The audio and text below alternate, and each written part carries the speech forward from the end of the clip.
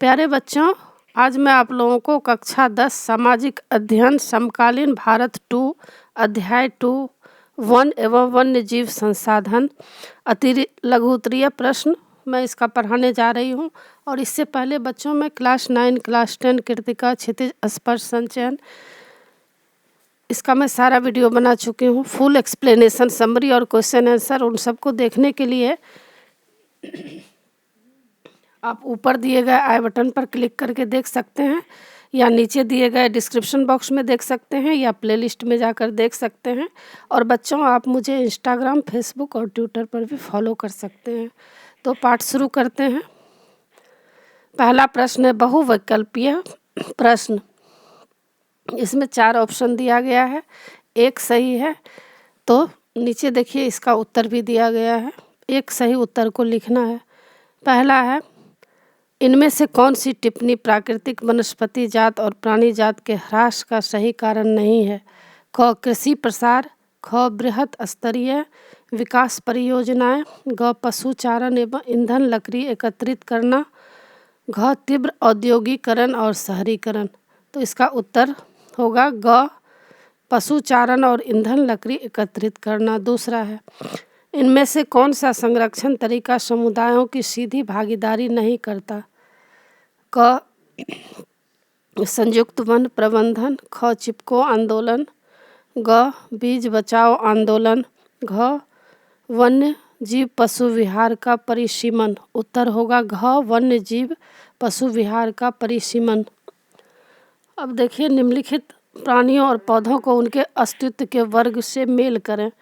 तो इधर देखिए ब्रैकेट में दिया गया है, तो आप दोनों को मिलान कर लीजिएगा। नीचे उत्तर है, जैसे काला हिरण, इसका उत्तर होगा संकटग्रस्त। एशियाई हाथी, उत्तर होगा सुवेद्य। तो इस तरह से आंसर नीचे दिया गया है, आप मिलान करके लिख लीजिएगा। और तीसरा है, निम्नलिखित का मेल करें। इसमें भी आप मिलान कर लीजिए, नीचे आपका उत्तर इसमें दिया गया है। चौथा प्रश्न है, निम्नलिखित प्रश्नों के उत्तर लगभग 30 शब्दों में दीजिए। पहला, जैव विविधता क्या है? यह मानव जीवन के लिए क्यों महत्वपूर्ण है? उत्तर, जैव विविधता वन्य जीवन और कृषि फसलों में विविधता का प्रतीक है। यह मानव जीवन के लिए महत्वपूर्ण है क्योंकि यह मानव की विभिन्न आवश्यकताओं की पूर्ति करती है। दूसरा, विस्तार पूर्वक बताएं कि मानव क्रियाएं किस प्रकार प्राकृतिक वनस्पति जात और प्राणी जात के ह्रास का कारक हैं। उत्तर, मानवीय क्रियाएं निम्न प्रकार से प्राकृतिक वनस्पति जाति और प्राणी जाति के ह्रास का कारण बनती हैं। पहला, मानव अपने स्वार्थ के अधीन होकर कभी ईंधन के लिए तो कभी कृषि के लिए वनों को अंधाधुंध काटता है। इससे वन्य वनस्पति तो नष्ट होती ही है, साथ ही वन्य जीवों का प्राकृतिक आवास भी छिन जाता है। वन एवं वन्य जीव संसाधन। मानव अपने स्वार्थ के अधीन होकर कभी ईंधन के लिए, तो देखिए यहाँ जो ऊपर दिया गया है, ऊपर इसमें भी दिया गया है यही। और दूसरा है, जब उद्योगों, खासकर रासायनिक उद्योगों का कूड़ा कचरा खुले स्थानों पर फेंका जाता है तब भूमि प्रदूषण होता है। तीसरा, वृक्षों के अंधाधुंध कटने से पर्यावरण को भी नुकसान पहुंचता है, जैसे वर्षा का कम होना। आगे है, पशुओं के अतिचारण से भी वनस्पति जगत को नुकसान पहुंचता है क्योंकि इससे प्राकृतिक वनस्पति पनप नहीं पाती और वह स्थान धीरे धीरे बंजर हो जाता है। पांचवा प्रश्न है, निम्नलिखित प्रश्नों के उत्तर लगभग 120 शब्दों में दीजिए। पहला, भारत में विभिन्न समुदायों ने किस प्रकार वनों और वन्य जीव संरक्षण और रक्षण में योगदान किया है? विस्तार पूर्वक विवेचना करें। उत्तर, भारत में वन्य जीव संरक्षण और रक्षण में विभिन्न समुदायों ने इस प्रकार योगदान दिया है। पहला, राजस्थान के लोगों ने सरिस्का बाघ रिजर्व क्षेत्र में होने वाले खनन कार्यों का विरोध किया और सफलता प्राप्त की। दूसरा, हिमालय क्षेत्र में चिपको आंदोलन के द्वारा वृक्षों की अनियंत्रित कटाई को रोकने का प्रयास किया। तीसरा, राजस्थान के अलवर जिले के 5 गांवों ने मिलकर 1200 हेक्टेयर भूमि भैरोदेव डाकव सेंचुरी बनाई है, जहां पर कड़े कानून बनाकर शिकार वर्जित कर दिया गया है तथा बाहरी लोगों की घुसपैठ पर रोक लगाई गई है। चौथा, भारतीय धार्मिक मान्यताओं के अनुसार विभिन्न वृक्षों और पौधों को पवित्र मानकर पूजा जाता है, जैसे पीपल, वट। पाँचवा, भारतीय लोग विभिन्न पशुओं को पवित्र मानकर पूजते हैं क्योंकि वे इन्हें विभिन्न देवी देवताओं के साथ जोड़ते हैं, जैसे नाग को शिव के साथ, मोर को कृष्ण के साथ, लंगूर व बंदर को हनुमान जी के साथ।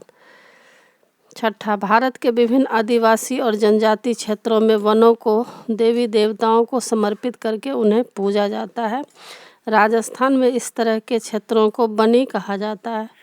तीसरा, वन और वन्य जीव संरक्षण में सहयोगी रीति रिवाजों पर एक निबंध लिखिए। उत्तर, भारत में वन और वन्य जीव संरक्षण में सहयोगी रीति रिवाज इस प्रकार हैं। पहला, भारत के जनजातीय लोग प्रकृति की पूजा सदियों से करते आ रहे हैं।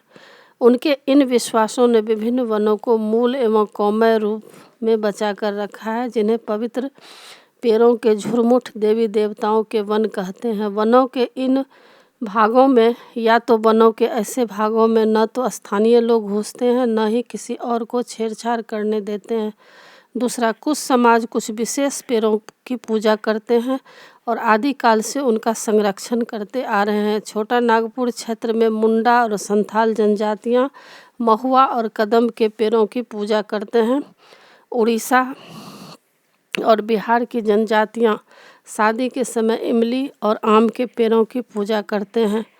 तीसरा, कई लोग पीपल और बट की पूजा करते हैं। चौथा, भारतीय समाज में अनेकों संस्कृतियां हैं और प्रत्येक संस्कृति में प्रकृति और इसकी कृतियों को संरक्षित करने के अपने पारंपरिक तरीके हैं।